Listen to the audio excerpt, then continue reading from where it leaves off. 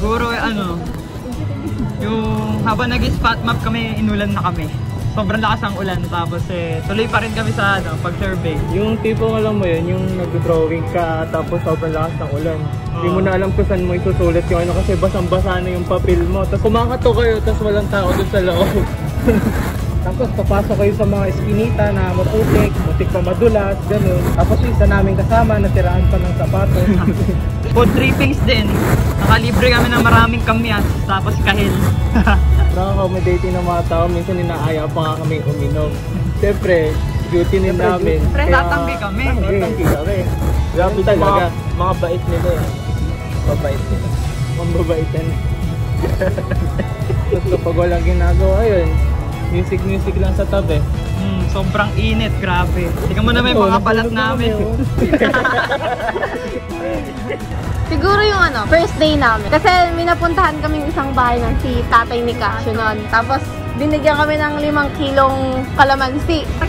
Plastic pa kami noon Tapos next day binigyan naman kami ng ibang prutas naman. Madami naman kami na doon, iba't ibang prutas. Parang si tatay ni Casio lang talaga yung pinaka-memorable. Parang naging healthy nga kami doon. Kasi madaming prutas. Yun. Sa spot map, sumama din kami. Ayun. Malayo yung nilalakad. Nature trip ba? Ganun. Tapos maputek, gano'n. Laging naulan pag mag-i-spot map na kami.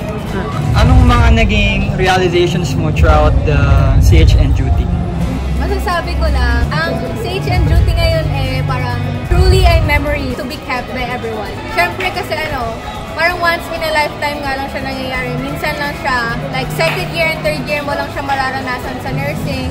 Tapos, meron talaga mga ganap sa CHN duty na doon mo lang talaga mararanasan gaya mag-house to house mo sa bawat patients, kakausapin mo silang personally, tapos may kita mo talaga yung differences ng bawat pamilya Pilipino. Marami ding lessons na matututunan gaya ng hospitality din ng mga tao kasi karamihan din sa kanila is parang pinapapasok talaga tayo ng mga nanay, mga tatay, mga lola, tapos ang babait nila kahit hindi nila tayo kilala pero alam mo yun, parang ang welcoming nila sa atin kasi ang dami din nagpamigay ng mga pagkain, foods, tapos minsan nag-aalok pa ng mga lunch habang kumakain silang pumunta ka doon.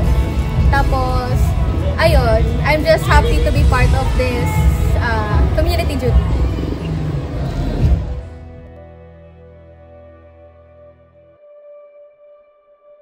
Ma'am, in one word, describe your CHN experience. Awesome. Yes. Nakakapagod. Ikaw? Mainit. Nakakapagod. Mahirap. Ay! Nakakapagod. Nakakasunog. Fulfilling. Nakakagutom. In one word, describe your CHN experience. Frustrating. Nakaka-fatigue.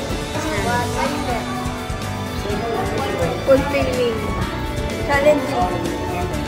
Ecstatic. Hey, in one word, describe your CHN duty experience. Mainit. Speechless. Speechless. Nakakaitim. Service. Encouraging. Magastos. Nakakahagard siya. Mainit. Mixed emotion. Nakakainit. In one word, describe your CHN duty. Kami dalawa? Ako, nakakaitim. Mahapdi sa balang. Teamwork. Tiring. Routine. Panay. Nakakapagod. Challenging. In one word, describe your CHN duty. Very fun activity. In one word, describe your CHN duty. Happy kasi once in a lifetime.